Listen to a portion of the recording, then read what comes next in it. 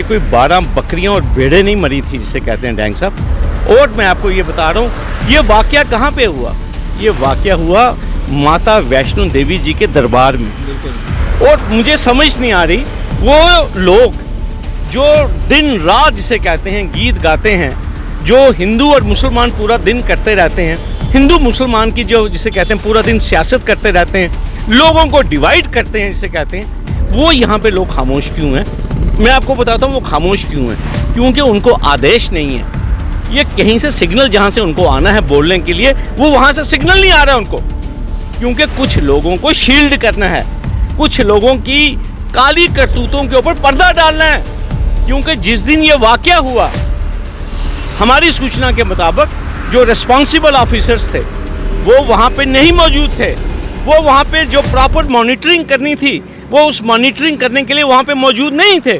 तो उन लाडले बच्चों को शील्ड करने के लिए, प्रोटेक्ट करने के लिए इस इशू के ऊपर चुप्पी साधनी जो है वो बड़ी ज़रूरी है। इसीलिए ये एक डेलिब्रेट इंटेंशनल साइलेंस है, इसके ऊपर कोई बात नहीं करेगा। आज नवरात्रों का आज पहला दिन है और हमारी टीम की तरफ से जो है आप सबको नवरात्रों की मुबारकबाद। और कल से माह रमज़ान का महीना शुरू होने जा रहा है और माह रमज़ान की भी आप सबको मुबारकबाद। और नवरात्रि की अगर हम बात करें, जिस तरह से कटरा वैष्णो देवी के दर्शनों के लिए जो है लोगों की भीड़ उमड़ती है और इसी तरह की भीड़ जो है 31 दिसंबर की रात को जो है वहाँ पे उमड़ी थी और 12 लोगों ने भगदड़ में अपनी जानें गंवाई थी। और एलजी साहब ने एक कमेटी गठित की थी जिसको 7 दिन का समय दिया गया था कि 7 दिन के अंदर जो है वो अपनी रिपोर्ट पेश करें और जो भी उसमें दोषी पाए जाने थे उनके खिलाफ़ जो है कार्रवाई होनी थी। और आज लगभग 90 दिन हो चुके हैं और अभी तक वो 7 दिन जो है वो पूरे नहीं हो पा रहे हैं। हमारे साथ बातचीत करने के लिए मौजूद हैं एडवोकेट शेख शकील सर।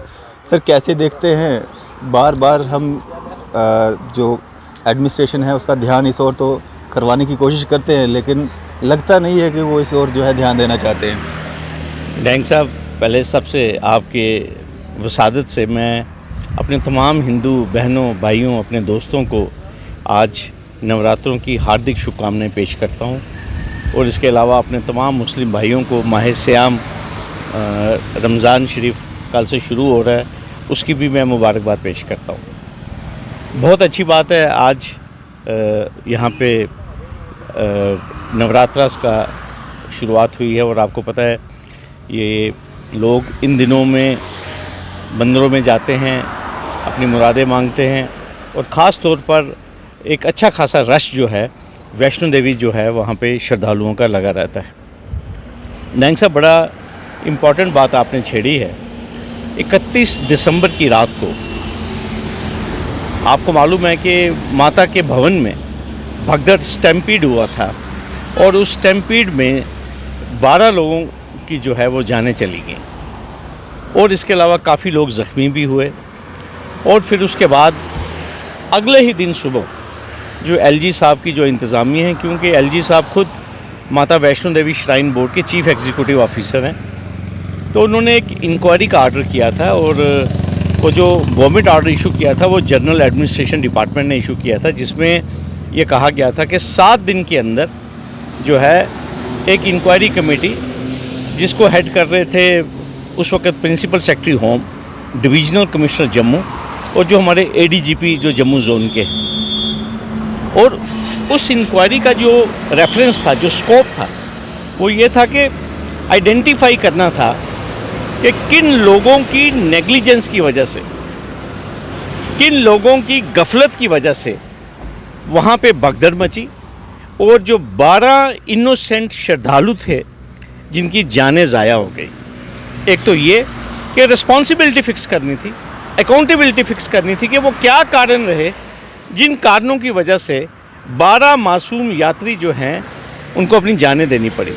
और दूसरी बात ये थी कि इस कमेटी ने ये देखना था और सजेस्ट करना था फ्यूचर के लिए स्टैंडर्ड ऑपरेटिंग प्रोसीजर्स, ताकि इस किस्म के जो वाक़यात हैं वो दोबारा रोनमा ना हों। और एलजी साहब ने पूरे देश को और जहाँ जहाँ पे माता को मानने वाले श्रद्धालु हैं उनको आश्वासन दिया था कि 7 दिन के अंदर जो है वो लोगों के साथ जो इंक्वायरी की जो फाइंडिंग्स हैं उनको पब्लिक किया जाएगा। डैंग साहब, ये मेरा चौथा या पांचवा इंटरव्यू है इस मुद्दे पे। कोई 2 इंटरव्यू पहले मैं आपको भी दे चुका हूँ और रत्ती शर्मा जी से भी मैंने बात की थी, और मैंने खुद अपनी पर्सनल वीडियोस जो हैं वो भी, जिसमें मैंने एलजी साहब से ये गुजारिश की थी कि लोगों को, भारतवर्ष के लोगों को, जो माता को मानने वाले हैं, उनको ये जानने का हक है कि ये जो ट्रेजेडी हुई माता के चरणों में, ये किन लोगों की नेग्लिजेंस की वजह से हुई। और आप ये देख लीजिए, आज 3 महीने गुजर चुके हैं, कहाँ 7 दिन। लेकिन जो हमारे महापुरुष हैं, हमारे एलजी साहब हैं, वो हमेशा रूल ऑफ लॉ की बात करते हैं और एक अच्छे एडमिनिस्ट्रेटर हैं, इसमें कोई शक नहीं है।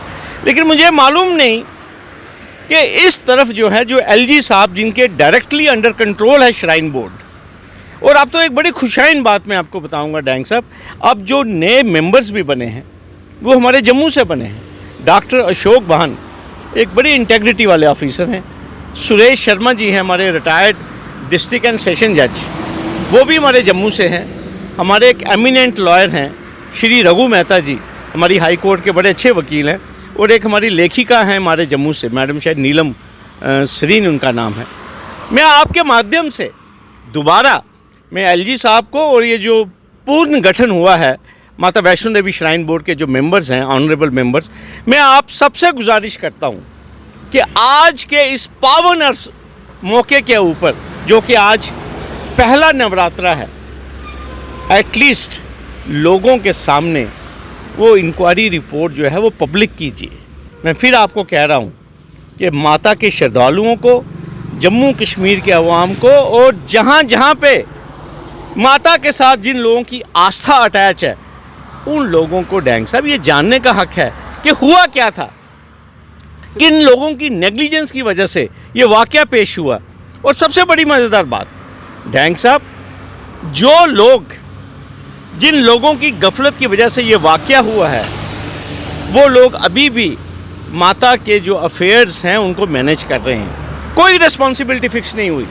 हमें बताएं तो सही, वो इंक्वायरी रिपोर्ट है कहाँ पे है?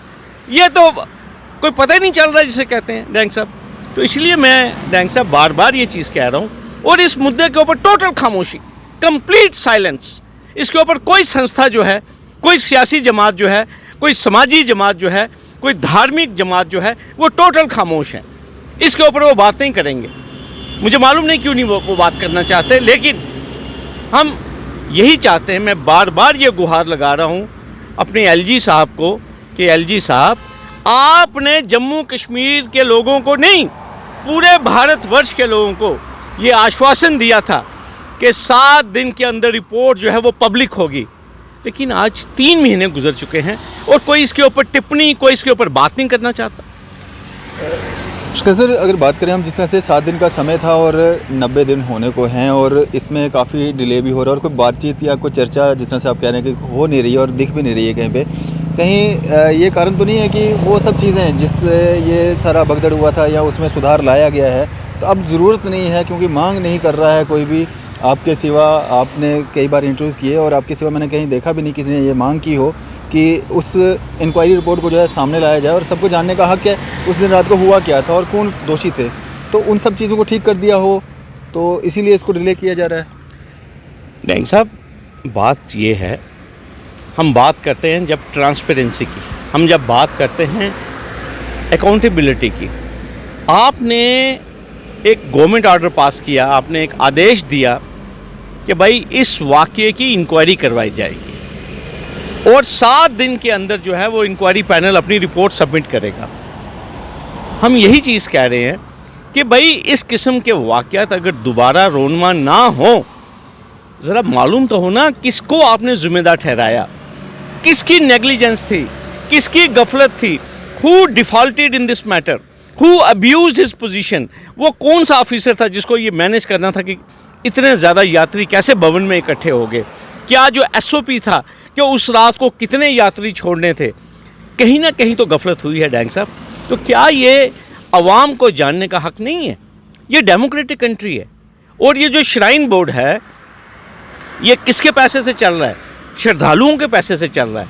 ये माता की वजह से चल रहा है। और माता के भवन में, माता के चरणों में 12 लोगों ने अपने प्राण दे दिए।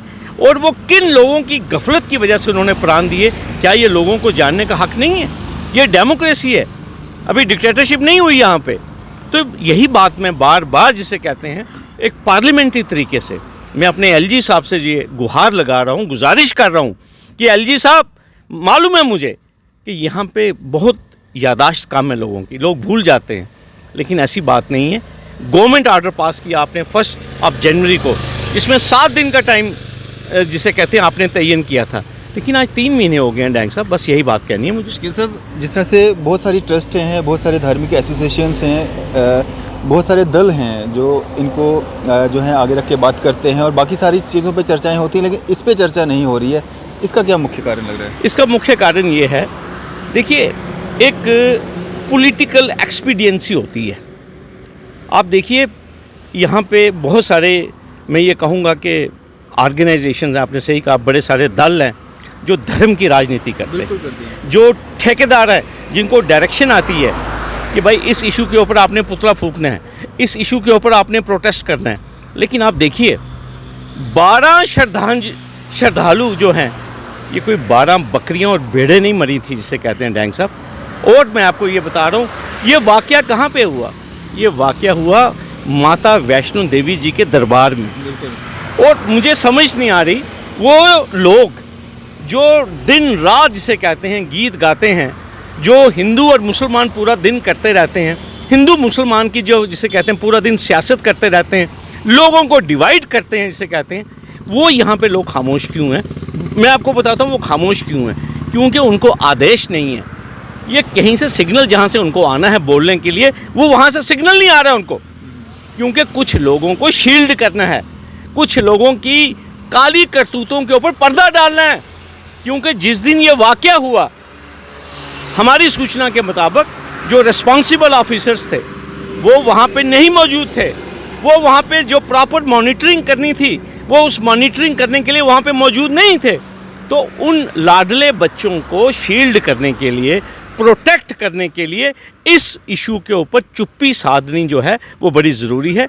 इसीलिए ये एक डेलिब्रेट इंटेंशनल साइलेंस है, इसके ऊपर कोई बात नहीं करेगा। क्या अपील करेंगे अब? मैं आपके माध्यम से, मैं माता वैष्णो देवी श्राइन बोर्ड के जो ऑनरेबल मेंबर्स हैं जिनके मैं नाम ले चुका हूं, और साथ में जो हमारे एलजी साहब हैं, हमारे मनोज सिन्हा जी, मैं उनसे गुजारिश करूंगा कि एलजी साहब 7 दिनों के बजाय आज 3 महीने गुजर चुके हैं। जम्मू कश्मीर क्या पूरे भारतवर्ष के लोग जो हैं इस इंक्वायरी रिपोर्ट का इंतज़ार कर रहे हैं। आप इस इंक्वायरी रिपोर्ट को पब्लिक कीजिए। चलिए, शुक्रिया हमारे से बातचीत करने। धन्यवाद। तो ये थे हमारे साथ एडवोकेट शेख केसर। इसी तरह की मज़ीद अपडेट्स के लिए आप देखते रहें न्यूज़ सर इंडिया। मैं अरफाज अहमद डैंग, कैमरामैन शाहनवाज के साथ।